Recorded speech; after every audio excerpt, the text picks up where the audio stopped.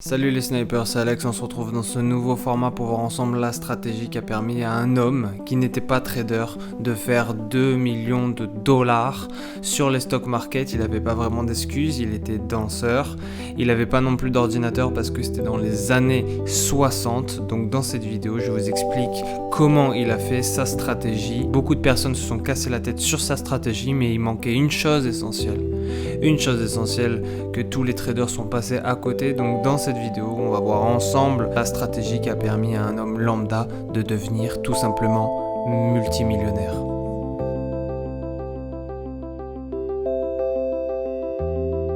Premièrement, qui est cet homme? Eh bien cet homme c'est Nicolas Darvas. C'était un danseur des années 50-60 qui adorait la bourse et qui avait lu plus de 200 livres dans les stock markets.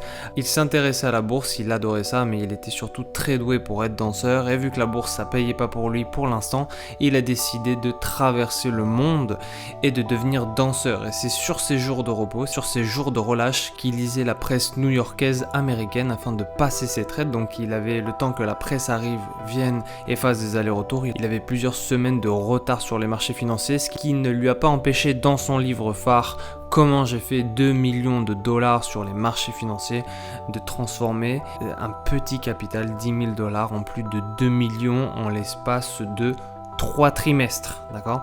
Donc c'est en l'espace de 9 mois, c'est absolument incroyable cette poussée. Alors comment il a fait? Est-ce que c'était un génie?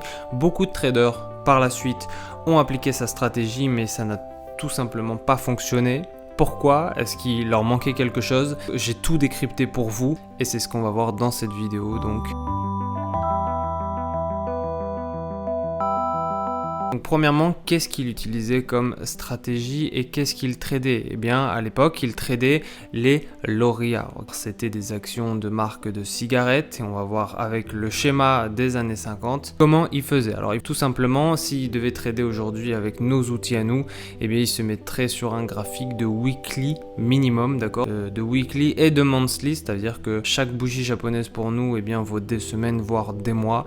Il traderait donc en swing trading parce qu'il laissait courir ses positions plus de 6 mois. Vous savez qu'ici, moi je vous préconise surtout le swing parce que c'est ça qui vous rendra profitable dans le temps, d'accord? Parce qu'en trading, c'est pas combien vous gagnez qui est le plus important, c'est sur combien de temps vous allez pouvoir gagner. Donc qu'est-ce qu'il faisait? Eh bien, il utilisait ce qu'on appelle la Darvas Box, ok? C'est une stratégie qui utilisait son nom. En fait, il utilisait tout simplement une stratégie de cassure, de breakout, ok? De breakout de box. Si on prend les actions de L'Oréal des années 57, des années 58 et des années 59, qu'est-ce qu'on remarque? Eh bien, lui, on remarque qu'il a pris la position B. Il ne voulait pas trader la tendance haussière, il ne voulait pas trader la tendance baissière, il n'aimait pas les contre-tendances et il n'aimait pas non plus les fluctuations. Pour lui, tout ce qui était fluctuation, c'était tout simplement une manière de perdre son oseille. D'accord? Donc qu'est-ce qu'il faisait? Il attendait tout simplement que le prix casse la box qu'il dessinait. Comment il dessinait sa box? Eh bien, il attendait que le prix rentre dans une zone de consolidation. Alors sur le schéma L'Oréal, il est rentré dans la position B. Donc auparavant il regardait en A, il voyait qu'il y avait un pic de forte volatilité au niveau des volumes, donc il se disait attention, qu'est-ce qui se passe ici? Eh bien ça va peut-être commencer à décoller. Donc par la suite il analysait le marché, il attendait que le prix rentre dans une grande zone de consolidation comme on peut le voir ici, et puis il attendait que le prix casse, donc c'est aux alentours de 27 dollars environ. Il a acheté 200 prix à 27 dollars, ce qui fait environ 5400 dollars d'action, d'accord? Donc il rentre en B. Et puis il mettait son stop loss en C, donc c'est à environ 24-25 dollars, donc il avait seulement un risque ratio de 400 dollars de perte, c'est-à-dire que s'il perdait tout, eh bien, il perdait seulement 400 dollars de ses 5500 investis. Pour l'instant, le risque il est complètement grandiose, d'accord? Ensuite, il attendait en D que le prix pète la cassure, d'accord? Et ensuite, sur une période de 6 mois, on peut voir qu'il répétait l'opération, vous voyez en E, ensuite en F, et c'est comme ça qu'il a pu faire fleurir ses positions. Tout simplement, voilà, il attendait la cassure et ensuite il se plaçait et ensuite il encaissait tout l'oseille. Et c'est comme ça, en répétant cette stratégie qui est simple comme bonjour, parce que vous savez que les stratégies les plus simples sont les plus efficaces, qu'il réussissait à faire son argent sur les marchés financiers.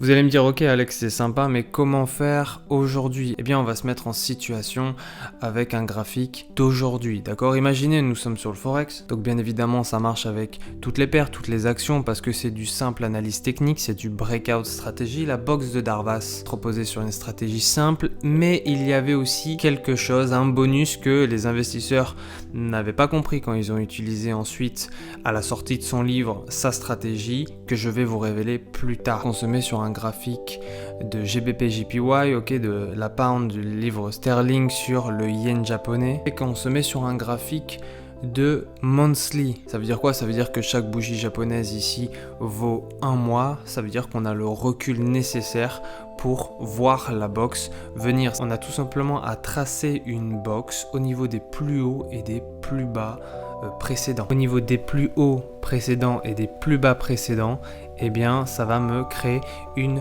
sorte de box. Vous voyez ici que la bougie perce parfaitement la box que j'ai tracée auparavant. Eh bien lui, il attendait cette bougie là, il se plaçait absolument ici et ensuite laissait tourner sa position. Ça, en réalité, c'est la patience qui vous rendra riche et pas la précipitation. Plus de 53 000 micropips, c'est absolument énorme. Alors Darvas était-il un génie? Est-ce que c'était un envoyé des dieux? Ou est-ce qu'il avait surtout une stratégie qui fonctionnait et qu'il suivait rigoureusement parce que celle-ci était simple? Moi en tout cas je le pense. Mais avait-il un bonus aussi au niveau peut-être psychologique? Et c'est ça que les traders n'ont pas compris, qui ont utilisé sa stratégie juste après qu'il ait sorti son livre. Ça a intéressé beaucoup d'investisseurs qui ont essayé d'appliquer sa stratégie, mais ça n'a pas fonctionné. En réalité, il y avait un truc en plus. Et ce truc, c'était quoi? C'était la psychologie. Oui, parce que dans son livre, Comment j'ai réalisé 2 millions de dollars sur les stock markets, qui aujourd'hui équivaut à 46 millions de dollars, ok, à cause de l'inflation. Eh bien, Darvas explique qu'après avoir gagné beaucoup d'argent sur les marchés financiers, il est revenu à Wall Street, d'accord, il est revenu à Wall Street, il s'est pris pour un trader, ok, il a mis le costume, il a traîné avec les gars et il a essayé de boursicoter avec des cercles fermés et il a tout perdu. Il a perdu tout son oseille, comme ça, qu'il avait accumulé. Alors, il s'est remis en question. Qu'est-ce qui a changé ?